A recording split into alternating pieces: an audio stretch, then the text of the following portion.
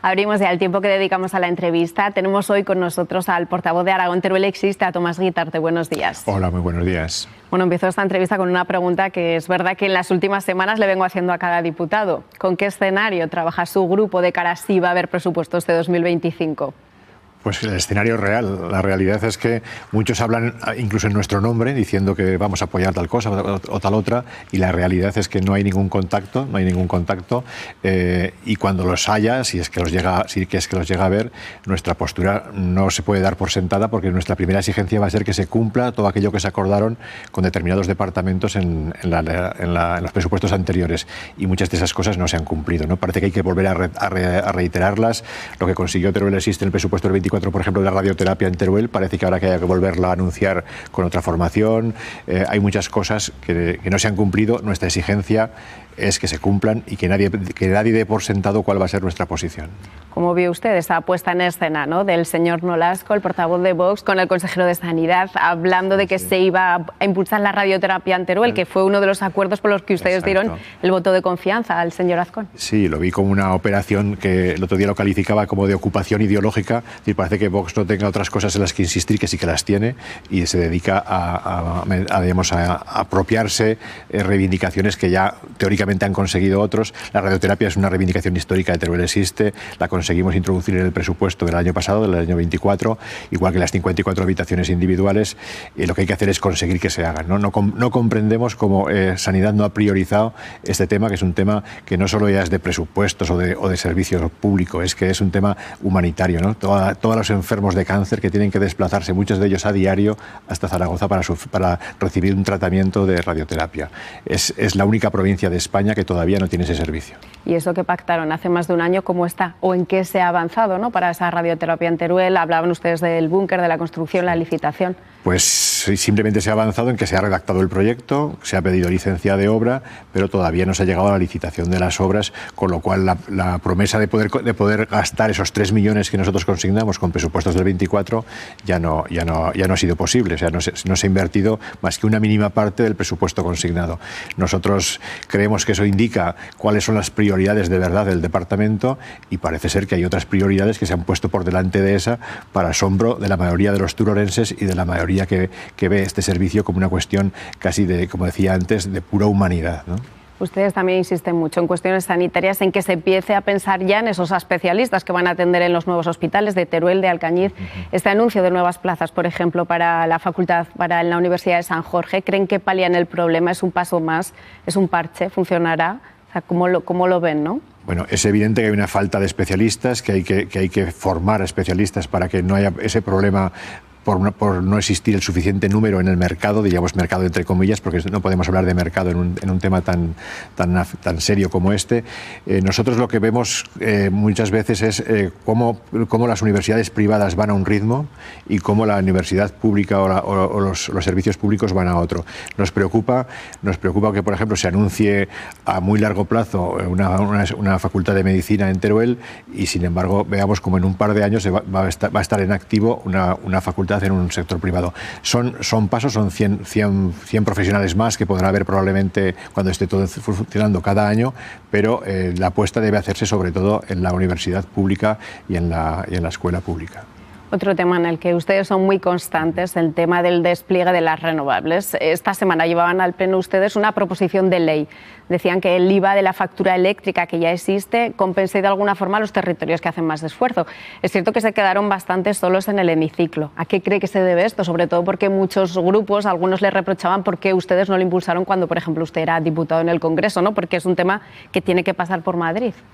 Sí, bueno, es un tema muy importante, pero que lo que hace falta es un consenso. Nosotros lo que chacábamos ayer es que no había habido suficiente valentía para trasladar esa propuesta como ley hacia el Congreso de los Diputados. Así como sí que la hubo en la Ley de Energía, que se tramitó en diciembre del año pasado, y la Ley de Energía porque respondía a unos intereses oligopólicos de las grandes empresas del sector y el Gobierno y los partidos que lo sustentan, incluso el Partido Socialista. Es decir, cuando hablamos de energía desaparece la confrontación ideológica, ¿no? Hay PP y PSOE están apoyando siempre lo mismo. mismo. Pues sí que hubo esa valentía para mandar a aprobar una ley aragonesa que todo el mundo sabía que iba a ser cuestionada por el Tribunal Constitucional porque ya lo había advertido y sin embargo se dio ese paso.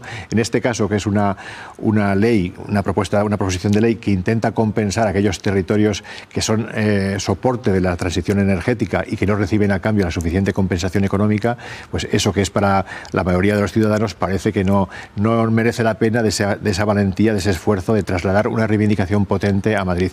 Básicamente la proposición de ley lo que dice es directamente copiando un canon que existía en los años 80, que llegó a existir en los años 80, y es que el IVA que se cobra ya en los recibos de consumo eléctrico, es decir, esto no es ninguna imposición nueva, ninguna tasa nueva, ni para el que produce la electricidad ni para el que la consume, sino simplemente es que el IVA que se recauda se redistribuya de otra manera, se redistribuya para compensar esos territorios que producen la electricidad y para compensar a aquellos que no van a poder producir electricidad porque hemos decidido como sociedad protegerlos por sus valores ambientales, por sus valores paisajísticos. Entonces, tanto los que producen como los que se quedan protegidos de esa producción por sus valores ambientales, compensarles, porque esto no solo son daños medioambientales.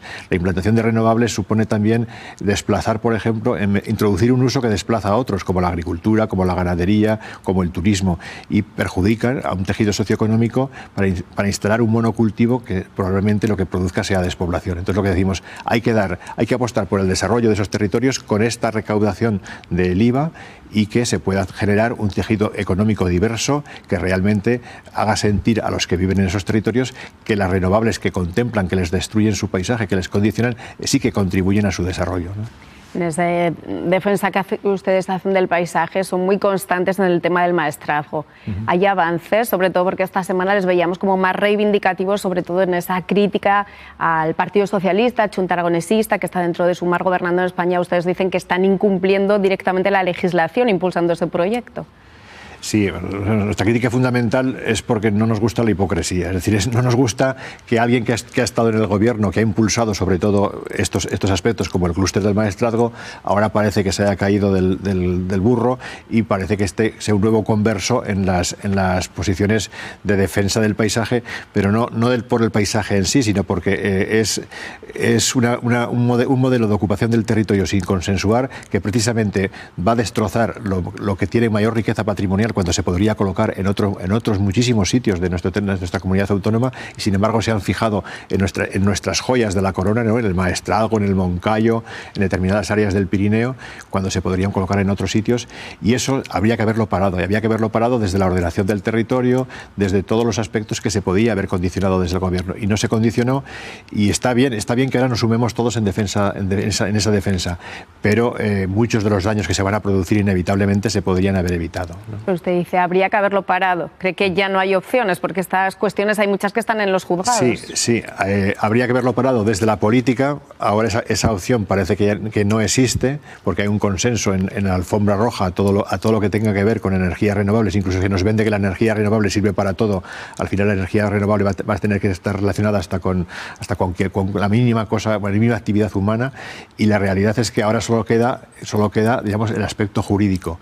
La mayoría de estos proyectos están judicializados, en muchos de ellos se ha pedido medidas cautelares precisamente por el daño que pueden producir en medio ambiente.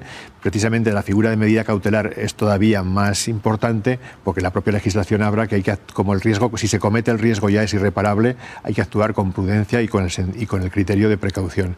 Y ahí es la única esperanza que para determinados proyectos como el clúster del maestrazgo queda, porque la decisión política que habría sido protejo este territorio porque de por sí ya está protegido, lo protejo porque es uno de nuestros principales recursos.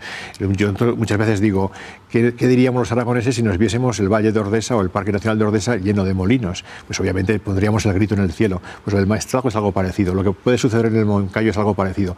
Es que lo mejor que tenemos que preservarlo. O sea, se pueden hacer renovables, se puede hacer la transición energética sin destrozar otros recursos, sin condenar a la desaparición a nuestros mejores paisajes. Y así es prácticamente lo que decimos solo es aplicar el sentido común que tiene la mayor parte de los ciudadanos.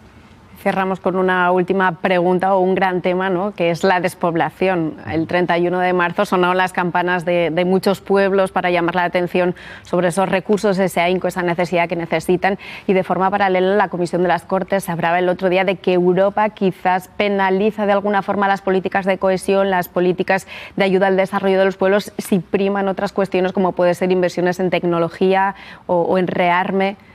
¿Tienen ese miedo ustedes? ¿Lo ven reflejado, lo ven como algo de futuro? Es una posibilidad, tiene una posibilidad cierta, porque estamos acostumbrados, siempre que hay algún cambio, siempre que hay que hacer reordenación de prioridades, al final siempre caemos los mismos, ¿no? Siempre cae el sector primario, siempre caen las áreas menos pobladas. Digamos, los que deberían ser prioritarios en determinadas políticas de cohesión territorial pueden llegar a sufrir ese desvío de fondos. Para nosotros sería un error garrafal que Europa detrayese fondos de los fondos de cohesión precisamente para destinarlos a un crecimiento del área de defensa o a otros parecidos, porque realmente el área de cohesión solo es eficaz, lo que se invierte solo es eficaz si perdura en el tiempo, si es una inversión continuada durante años y años y años que va haciendo cambiar el tejido asociativo y el tejido productivo de todos estos territorios. Sería un error garrafal, puede que suceda, esperemos que no, porque hay otros sitios que se pueden detraer esos importes sin necesidad de recurrir a los fondos de cohesión, y sobre todo aquellos fondos de cohesión que van vinculados a políticas de lucha contra la despoblación. Pues a ver si no se reduce o por lo menos se mantiene. Muchas gracias, Tomás Guitart, te lo dejamos aquí. A vosotros, muchas gracias. Gracias.